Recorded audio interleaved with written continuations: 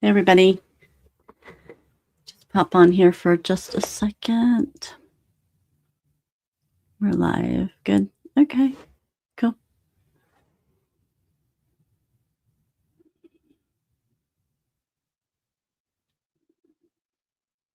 I think we're recording. And hey Michael, how you doing? Long time no talk.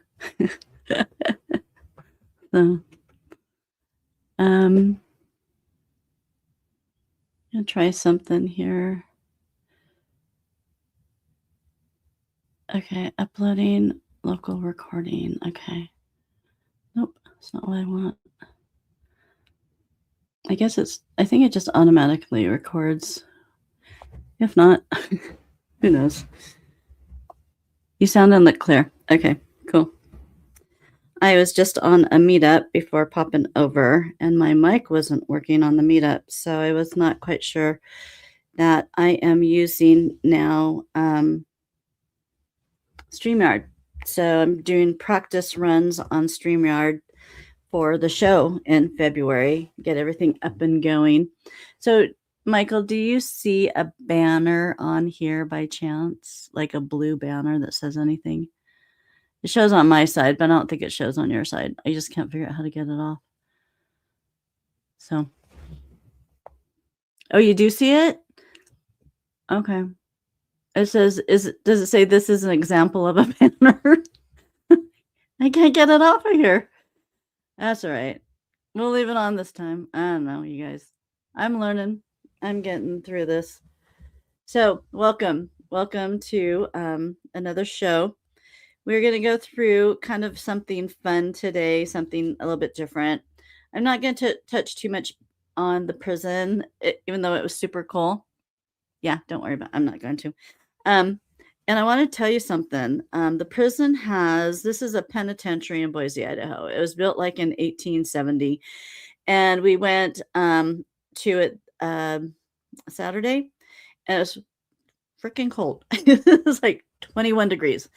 And so we toured it. So cold. The best part of the tour, I just want you to know this. This was the best part of the tour. These are huckleberry caramels made in Idaho. And I bought this one.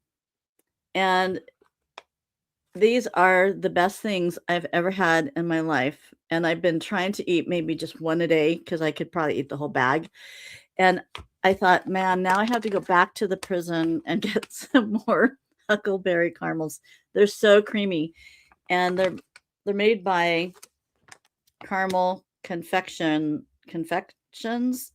And it's the caramel tree. They're made by the caramel tree. So they had all different kinds, and they had one that was it was like a latte, a chai latte. Oh, it was so good. So good, man. These are the best ever. So it kills me when I find good sweet stuff because I love sweets and I try not to eat it.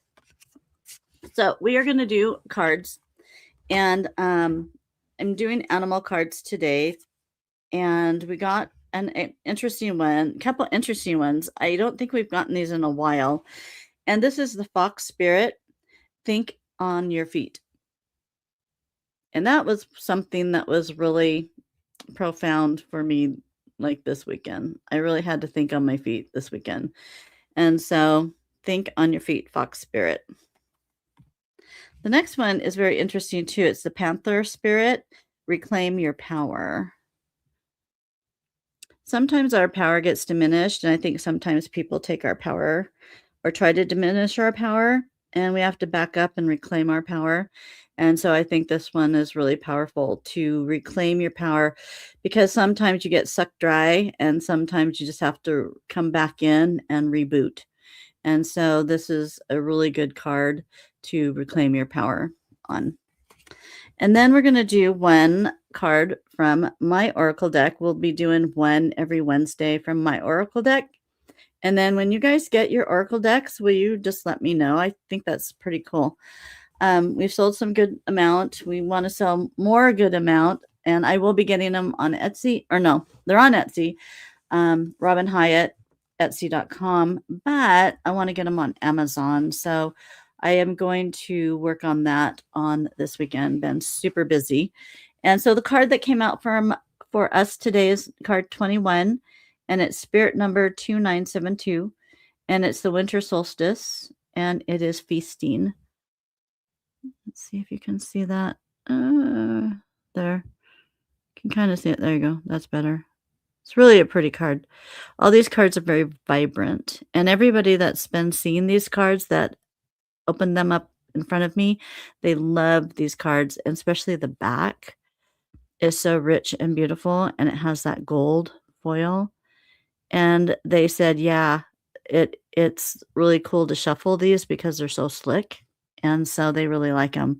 So on this one, I'm just going to read part of it to you, so it's not big, long.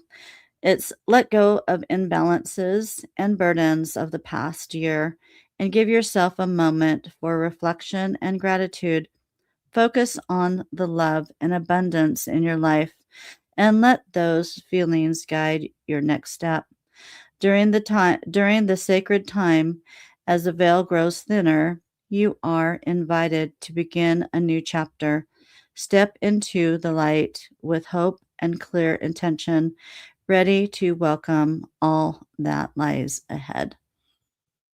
And I really think that this year is, so far, it's very positive. I was on a meetup, and we were talking about, actually, we are talking about God. And we are talking about abandoning ourselves to receive God into our lives, because there's things and events that happen in our lives that is out of our control, and we don't know what to do. It might not be out of our control, but it's out of our realm of understanding how to handle the situation. And so you have to just abandon yourself to God and let Him help you. And I mean, and we kind of talked about a situation I had that for 2 weeks, I had a spirit with me, and the spirit was of somebody else's family member, and I kept trying to push it away and ignore it, and for 2 weeks, the spirit kept warning me. It was warning me, and I wouldn't listen, and because I didn't think it was a good spirit. And then it warned me every day, and every day I had to push the spirit away for 2 weeks until an event happened that it all came together and I understood what was happening and why I was being warned, even to the point of a dinner and a light flickering. I think I took the light flickering as a positive thing, but the light flickering was a warning. And sometimes in this life, they give us signs and symbols, and sometimes we just don't understand them. And until maybe later, till we can regroup and meditate and think about it. So everything came full circle, and then I had clarity. And that clarity, and I really don't have any emotion about it, but I really kind of was, why didn't I listen? Because you just don't know. Sometimes you try to use logic over what is unseen. And I think it's a lesson learned, and that's why I'm sharing it with you, that when you have a warning voice, you probably should listen to it and then discern and maybe pray about it. And why are you receiving it too? A couple good things I want to talk about. So there's that. Now on Unveiling the Truth 333, you're going to see a little change on that, which is a positive change. And I realized that I can do this by myself. I can do it by myself. So if I don't have a co-host, I will do this by myself. And everybody has been so gracious. I even had people that have their own podcasts volunteer to help me out until I found somebody else. And I thought, wow, you would do that? You would take the time to help little Robin with her podcast. And they said, yeah, you just tell me when you need me, and I will do it as long as you need to help you out. And I thought that was amazing. That to me is humanity. And that makes purpose. And I really felt that that amongst everything, that was just amazing. Made me very happy. It made me very happy. And I know now that if someone has a situation that they need help in their podcast, I will be glad to help. So that's cool that I have such a good community around me that we help each other and we support each other. I have a couple of very great guests. We're going to start up in February again for Unveiling the Truth 333. And I have Henriette, and she's in Europe right now. She is a psychic, and she has a whole list of stuff that she can talk about. And she is amazing. I have met her before, and I wanted her on my podcast. And so she is gracious enough to come on, and she's coming on, I believe, the 5th. I'll have to look. So just go to Unveiling the Truth 333. And I have everything posted for February. So I just want you to get everything on your calendars. That's kind of how I am as a Virgo. I want everything posted. And so then I go click, click, click, and then we're on a go. And so she is going to be, we're going to be talking, and she's going to be in Europe. I just think that's so cool that we can do this. And she's going to be in Europe, and I'm here in Boise, Idaho. So we are going to have some great subject of psychicness and intuition, and she has great information to share with you. Then I have had, me, I have people visit me and tell me that to look into them. And so the next podcast, I'm going to do 3 next month. The next podcast is someone I didn't even know I knew. And it's Bruce Lee. And I felt he came to me and he says, there's so much more about me than my fighting in the movies. He says it goes hand in hand. The outside goes with the inside. And so I am going to be working on this book. And this book is Striking Thoughts. And his daughter has a podcast, and I've been listening to, and she talks about all of his philosophy. He was a philosopher. I don't know if you guys knew that, but he was a philosopher. He was so much into, I want to say Kung Fu, but I don't know if that's the right term, and the wisdom of daily living. And this book actually is perfect for you to get because it has wisdom of daily living. So you could go day by day and read wisdom from him.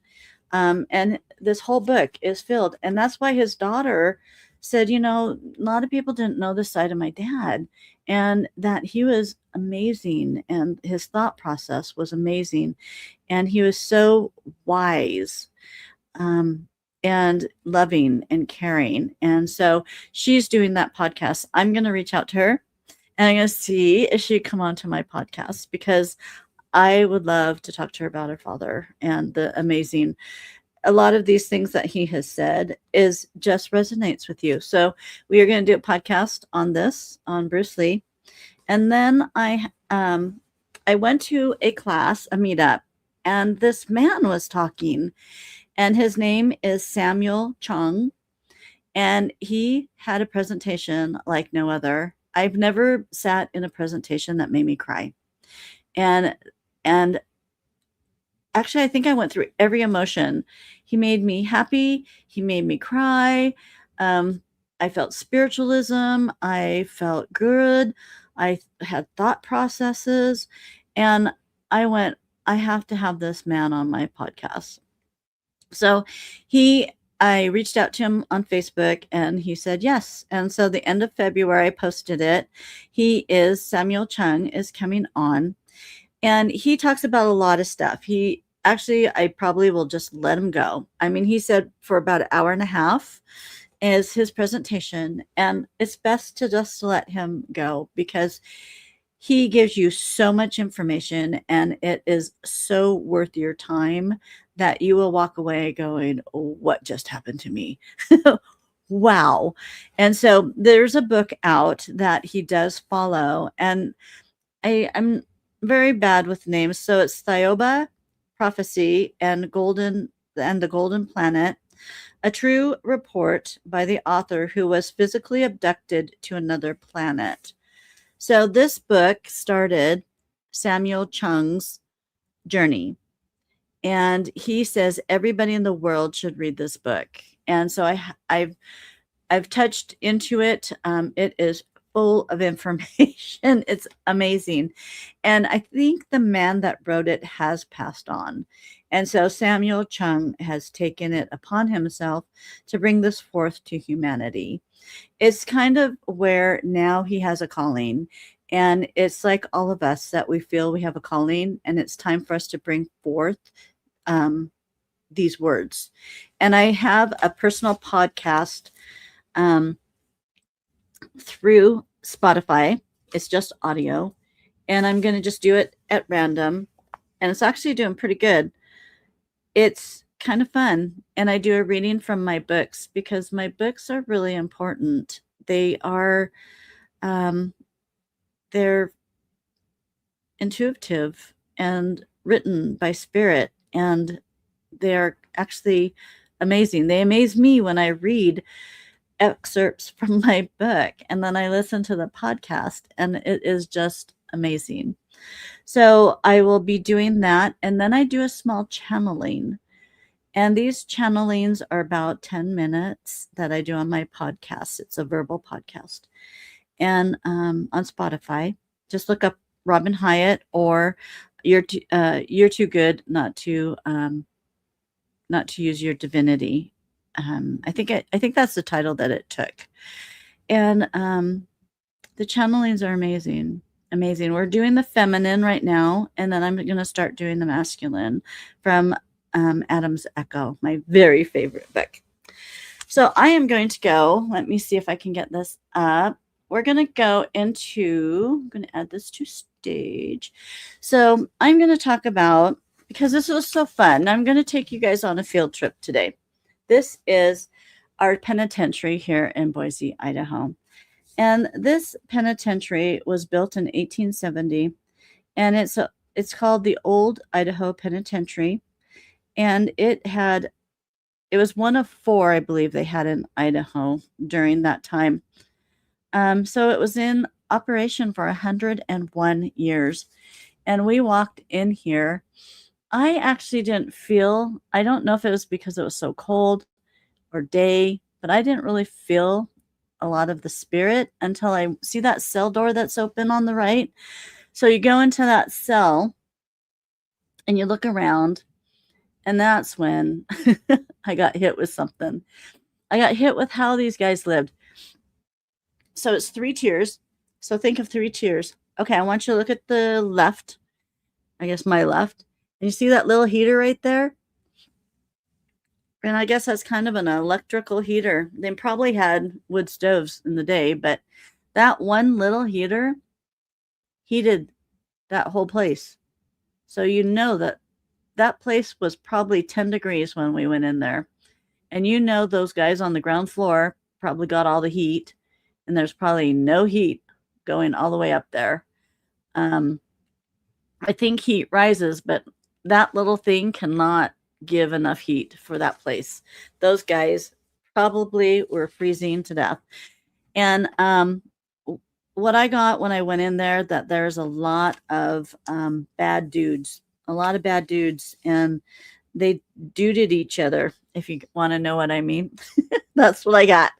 And I got how they did it. And they killed each other. There's a lot of deaths that they fought and killed each other. I don't think I have on here, but they still have all the confiscated handmade tools that they made to kill each other. And like they had a barber shop. Crazy enough, there's a barber shop here, so they all look very good. but they would steal the scissors and they would take the scissors apart. So it'd be one part of the scissor and they would use it. They even had a slingshot, which was hilarious that they're going to kill someone with a slingshot in the yard of the penitentiary. Okay, so they said let's see. So there was a lot of escapes attempted, a lot of scandals in there because they started bringing women into this prison too, and we'll talk about that. And the effects of Boise's transition from the Wild West to the 20th century. So it was just a one cell block, and then it built out. All the stones, I don't know if I have. Let's see. Okay, so this is the newer part of it. So it was in function until 1973. So this was the newer part. And let me tell you that they used to have tours. They had tours while it was functional. So they had all the prisoners in their cell block, and I think this was the cell block. And they would tour people through. And I think they started this one in 1930. And so they had tours. So what happened is the inmates had to paint the inside of their cell block, and they had to be nice and everything. And so when people would tour it, like the ladies and stuff, they would give them money, or they would donate money to the cell because they liked the way the cell looked. So when these guys got out, they would have oodles of money saved up from all the tours. And then if they did hand painting inside their cell and people liked it, they would donate like $10 to cell number 1. And so they would save it for the guy. And this one guy got out, and let me tell you, they made donuts, they made all sorts of things. This was a functioning, working prison. And they made stuff for society. People came and bought donuts, they bought bread from them. I wish I had more stuff on what they made. I have a book of this prison I bought for this show, and do you think I could find it? I cannot find my book, so that just means that I'm not supposed to use it. So I'm just using things that I printed off. And so this one guy, through the functioning and getting money from donations, he left prison with $4,000. I think it was $4,800 he left prison with. And that was like in 1940. So he was actually super wealthy. And that's what these guys could do, is they could leave the prison pretty well off. So let me tell you a story about this guy that left with all this money. So he decided he was going to invest all that money. And I know I'm not going to get this totally right because I didn't quite listen. It was a guy that was telling the story at the shop in the prison. And so he made a saddle. So he donated all the money that he made in prison, and he was going to make this hand-tooled saddle with sterling silver, and it was going to be the most gorgeous saddle anybody's ever seen. He sold that saddle. Oh, I wish I could remember how much for. I think it's like $14,000. Anyway, it made him rich, this saddle. And he lived with his mother. And I don't think he was an older guy, but I guess then after he made all this money, then he started drinking. And he drank himself to death, and he died 2 years later. So he lived long enough to make everything he wanted, and then he died, drank himself to death. Okay. And this one I thought was really funny, that there was these murderers in there, and they used Red Cross yarn to escape prison. They made 25-foot rope from yarn with soldier supplies and scaled the walls. There's a lot of strange ways these guys, they tried to tunnel out a lot. And I thought that was hilarious that they always got caught in the tunnel. And I guess the prison guards were quite nasty to them. Also, let me see. I want to tell you. So it was in operation for 101 years. The penitentiary receives more than 13,000 inmates with a maximum population of a little over 600. 200 216 of the inmates were women. Two famous inmates were Harry Orchard and Lydia Southward. We're going to talk about Lydia Southward. She is a Black Widow lady. This Lydia, I think I have a picture of her. Let's see. So that's inside one of the cells, and they were bunk beds. So that's a cell for 4 people. And I thought, look at where the toilet is. Okay, the toilet's by the bunk bed, and then there's a sink, and it's open. You got 4 guys in there, and so you have no privacy. And so a guy just is taking while everybody's all talking and stuff. It's just like, I don't know. You just like no privacy. It was quite hilarious. And so this is the real part. This is where they do ghost hunting, right here. And I know it looks really icky, but it's from the 1800s, and that's the real cells. And those doors are solid. Let me tell you, they were solid. There's no way you could even shave out of there. You couldn't get out of there if you tried. But they do a lot of ghost hunting. And the first time I came here to this spot, I smelled cigarette smoke, and in one of the cells, and I had people come in. I go, "Are you smelling smoke?" And no one smelt it but me. And I thought that was really pretty interesting that I was the only one that could smell a cigarette smoke in there. There she is. This is Lydia, and she is one dangerous broad. Let me tell you, she assassinated former governor Frank Steunenberg in 1905, and Southward was known as Idaho's Lady Bluebird for killing several of her husbands to collect upon their life insurance. So they called her Lady Bluebird because she took poison flypaper and put it in a pie, probably a blueberry pie, to kill her family. Actually, she killed her child, I think her husband, and I think someone else died by eating this. What was really sad about this is they let her out after she killed all these husbands and even her child. I don't know if they just didn't know what to do with her, but they let her out. She hooked up with a guy, and then she did something to him, and then hooked up to another guy, and then she just got to walk free after all that. And I guess she was quite famous. That's a bad picture of her. They actually have her dolled up in a picture.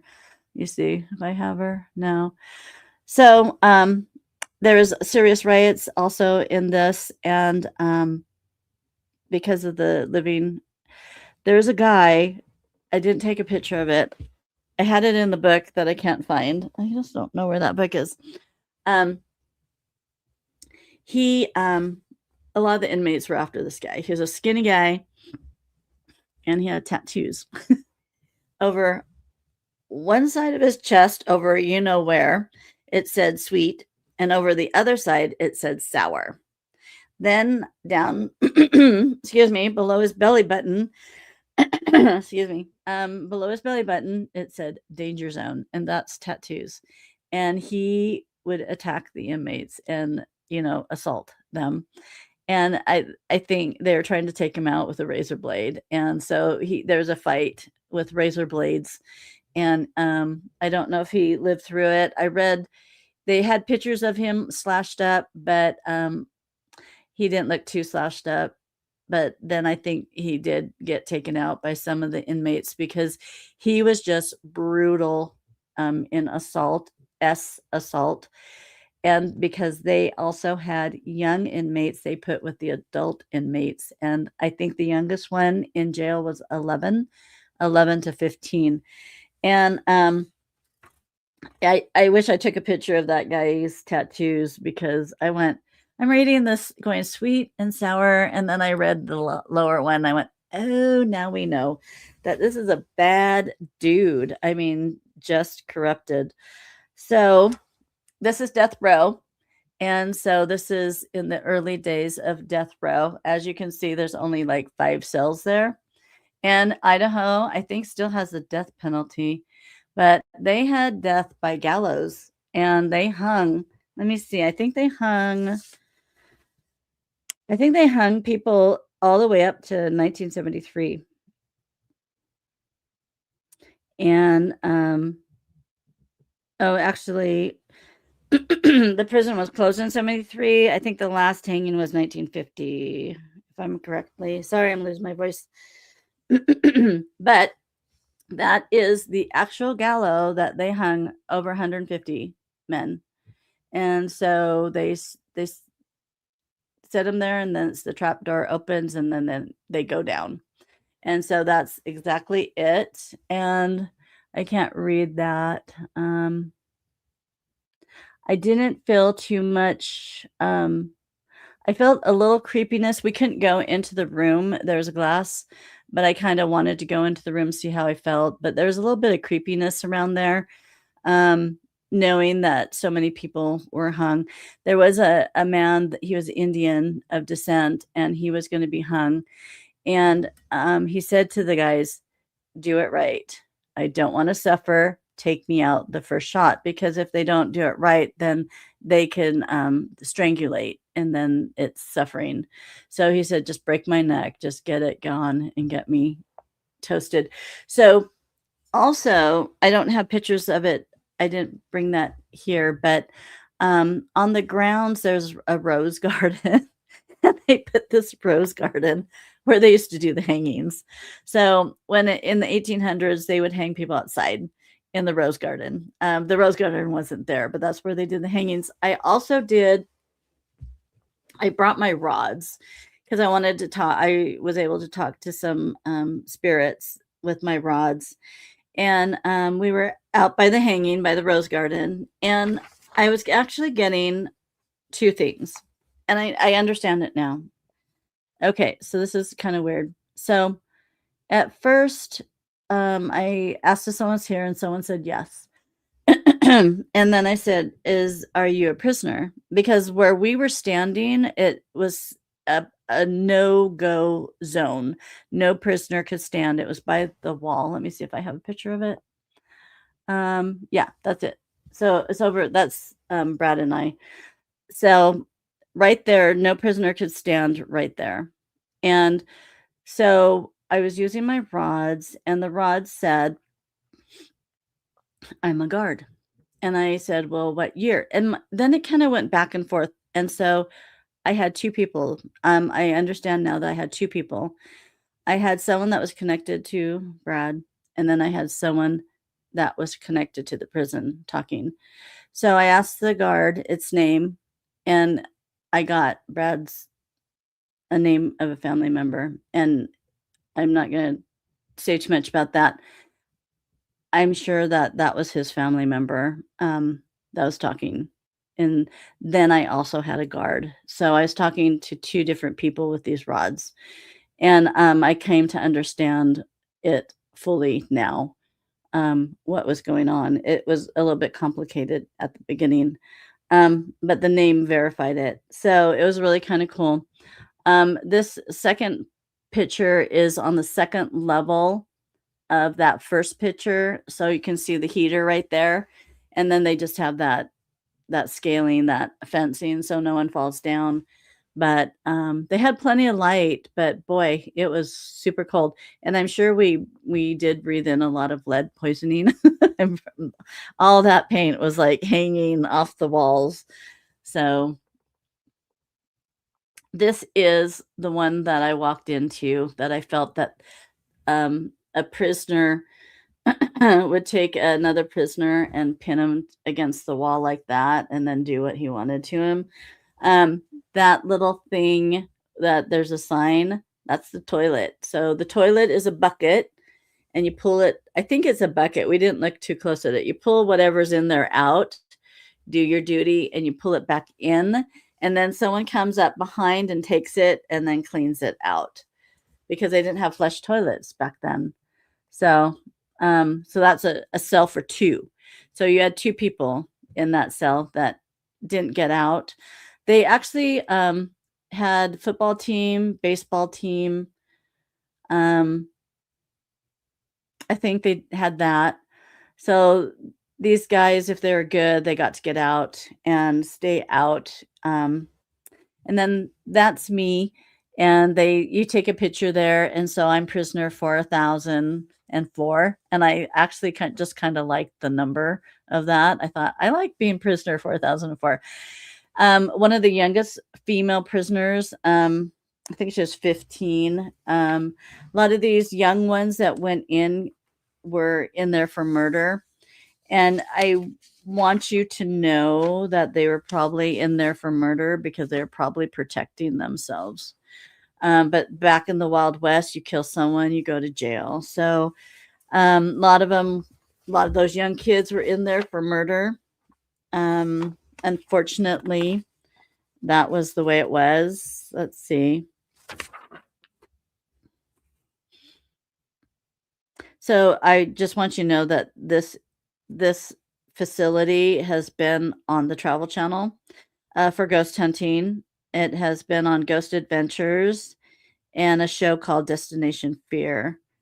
And there is a podcast called Behind Gray Walls that I am going to get in contact with them.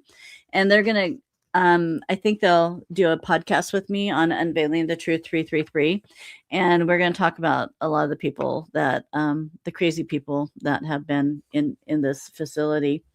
So, like one of them, Henry Bob Meeks, was believed to be a member of Butch Cassidy's gang, which robbed a bank in Montpelier, Idaho.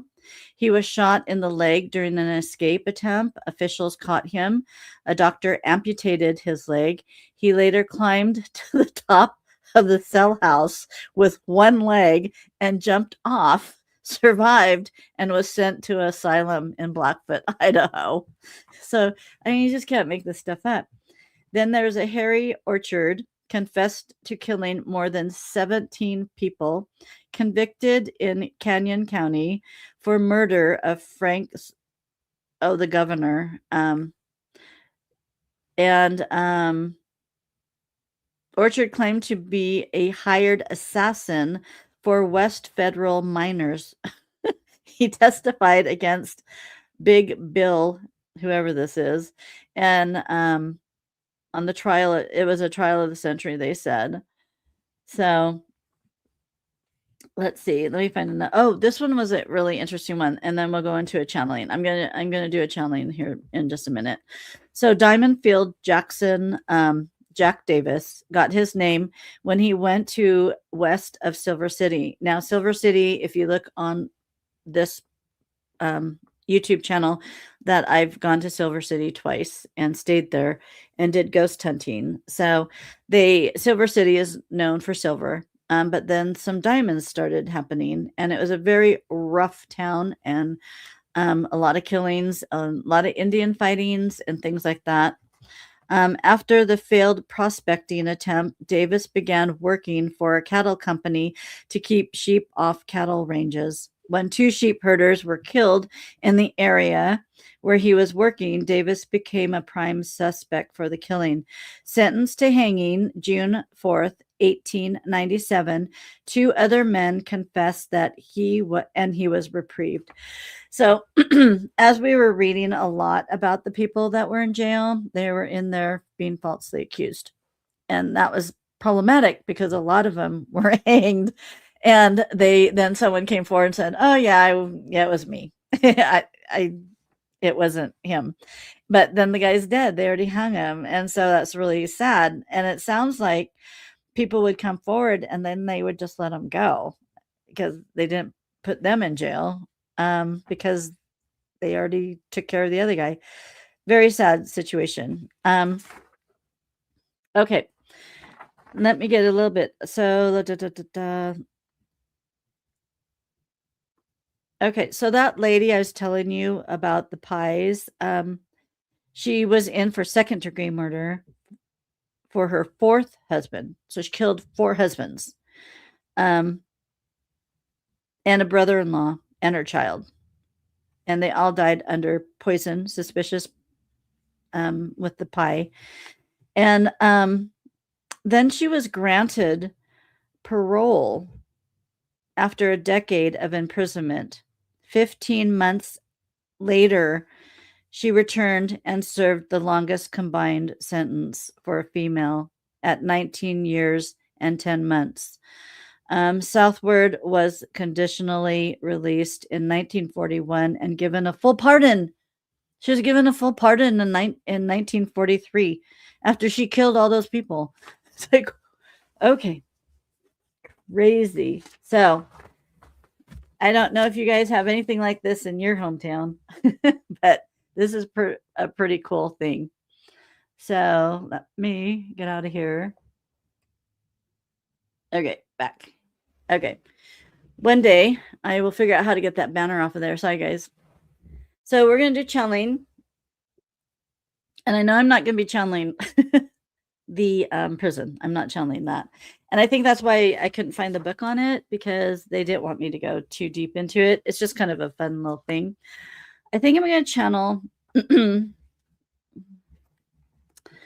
Sorry, my voice has been kind of going. I think I'm going to channel.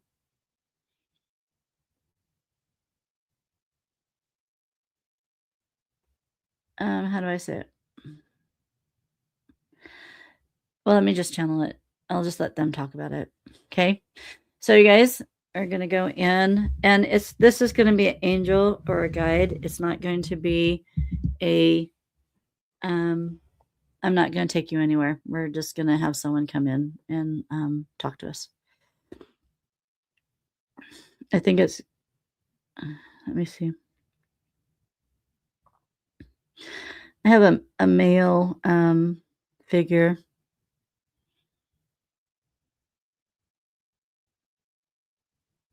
And he's in a gown, and it's kind of a blue and white gown with a tie at the waist. He's somebody to me. He's somebody. He's a guide. He looks very human, has a beard. Okay. Michael, can you hear me okay? If you can hear me okay, let me know.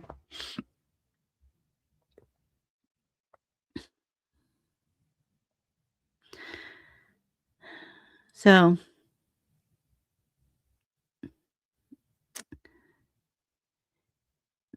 many of you that are watching this have come to be influenced,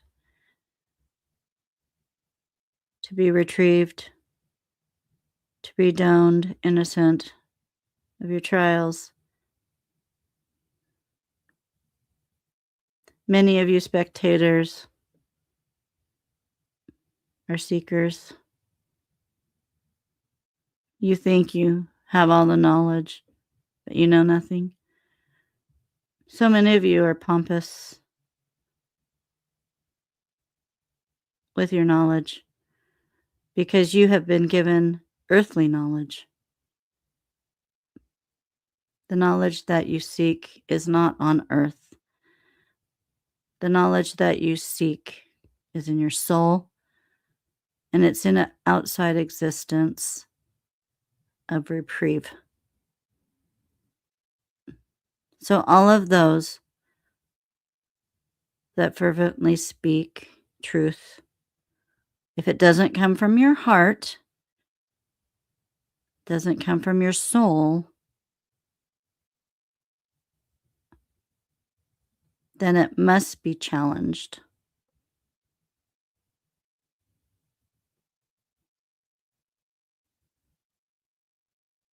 There are times in your life that you are warned. You are warned of situations. You're warned. You are warned. But you are human. And you have compassion and love. So it's hard when you're warned of a situation coming your way because your heart is full of love. So you doubt the warning. You doubt the sequences that tell you the truth.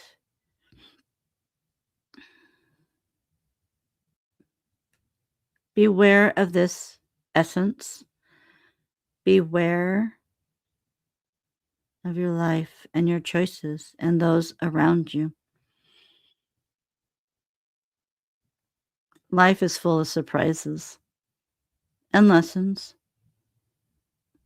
And sometimes you wake up just in time to pull out of that choice, situation, grandeur.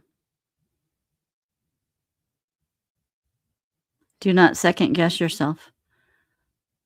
Do not second guess yourself. If you feel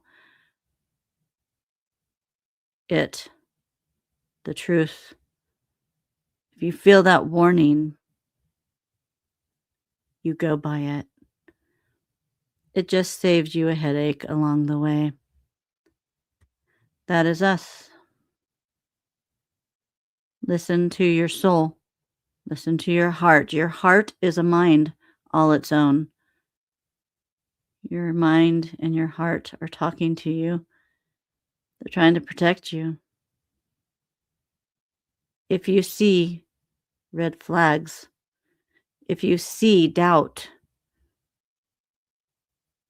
listen to it. Beware, be aware of your surroundings. Be aware of situations.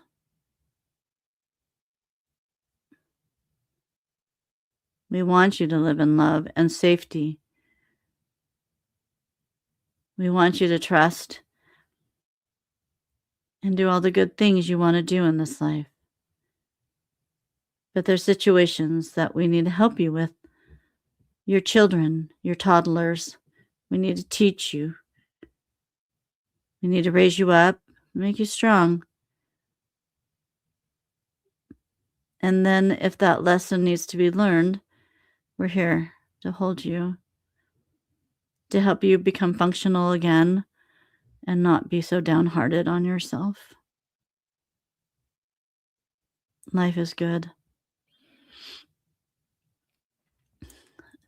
As you have heard before, life is for the taking. It is. Life is for the taking. That's how strong you are. Take it. Take the opportunities. Do not be downhearted. Do not be scared. Rise. Rise to the occasion. Rise to your soul. Rise to the goals that you wish to attain.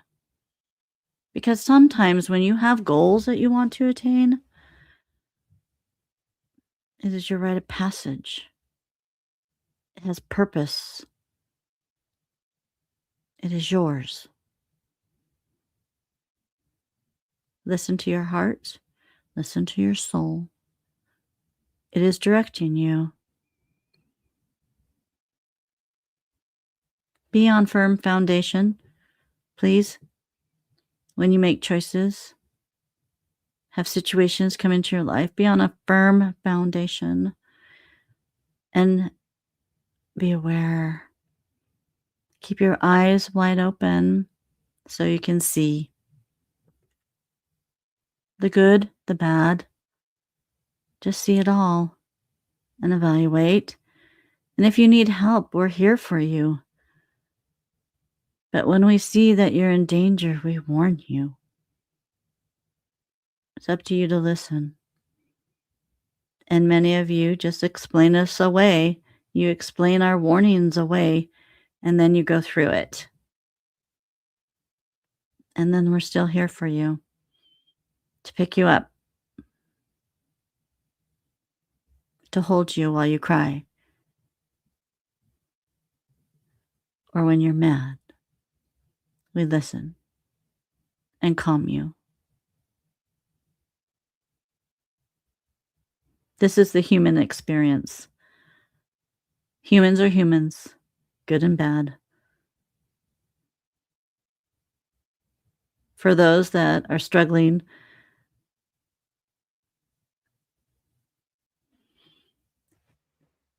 You might be struggling because you might be doing things wrong. If things don't line up, don't do it. Listen to yourself because we're here. You have purpose, you have meaning. We love you.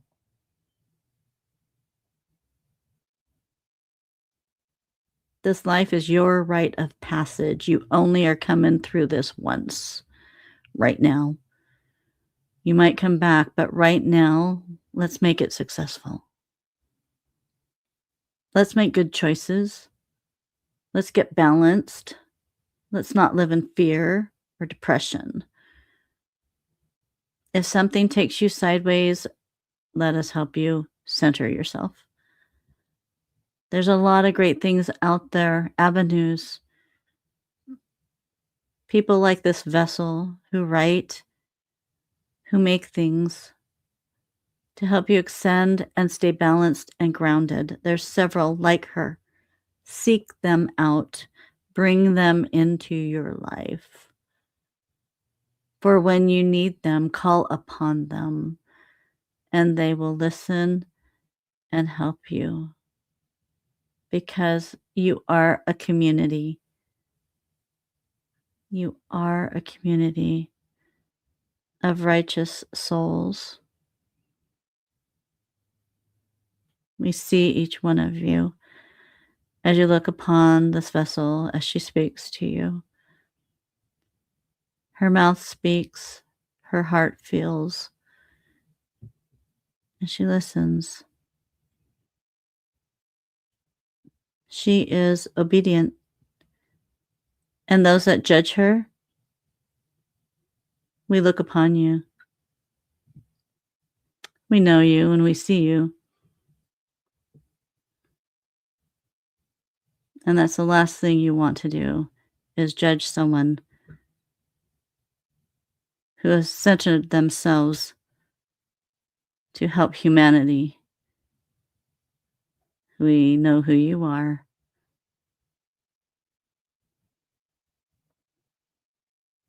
And that's all I need to say.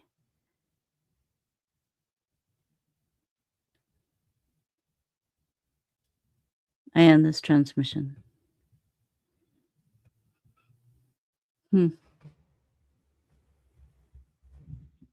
Okay. If you guys have anything you want to say, let me know. Anybody knows how to get this banner off here? I tried over here. I can't get it off. So, all right, you guys. Peace out. I will be popping on every Wednesday to do a channeling. And today was just kind of fun. I just wanted to go prison break, kind of fun. And I really feel that this year is going to be lessons. And one day I'll be able to talk through this year. I think it's because I've been drinking a lot of chocolate milk. It just gets me like, that's my comfort food is chocolate milk. So Michael knows that that's my comfort food. And it's okay. I think it's okay to fall. It's okay as long as you know how to pick yourself up and then go stronger. See, when I fall, I don't stay down very long. I get up and I go stronger. And I think they know that because and I feel like this life is just so short that I want to do everything right now. And I have so much in me to share and to give forth that I am going to do it until I can't anymore. And I really feel that we are going to have great things happen to us this year and challenging things happen to us this year. So be wise. And if you have anything that you want to write me about, robinhyatt@yahoo.com. I do have, I have I'm gonna be starting actually a new job here in a week, and I'm gonna have more time to do readings because I haven't had time to do readings. I have on Robin Hyatt, Etsy.com, I think I have a couple full-length readings. So, if you want a reading, I'm gonna try to be more available for that because I feel that it gives good information and it heals you and it kind of as an oracle, it puts you on a path. My readings put you on a path. And I did a reading for a lady in Alaska. I know if she's listening to this, and I'm not going to talk about the reading, but she asked me some questions on Facebook because I always say, if you have some questions, then just message me because I want you to be fully understand what I'm saying. So she messaged me some questions, and I responded back to her at I think it was 8:17 AM, I think. And she goes, because her husband who's passed on was so prominent in her reading, he actually I was following her husband's lead. He actually did the reading for me. And she goes, "Well, that was you and my husband that answered me." And I'm thinking, "What is she talking about?" How does she know that her husband was answering her back? It was me answering her back. And she goes, "Because when you answered me, the time that you answered me is our anniversary, August 17th, and I still celebrate that. And so when you answered me back at that exact time, I knew my husband was answering me through you because that's our anniversary date." And I thought, oh my gosh, you just can't make this stuff up. It's so cool. Okay, guys, peace out. I will talk to you later. Have a good week. And if you have anything you need, let me know. Peace out. Bye. Ciao.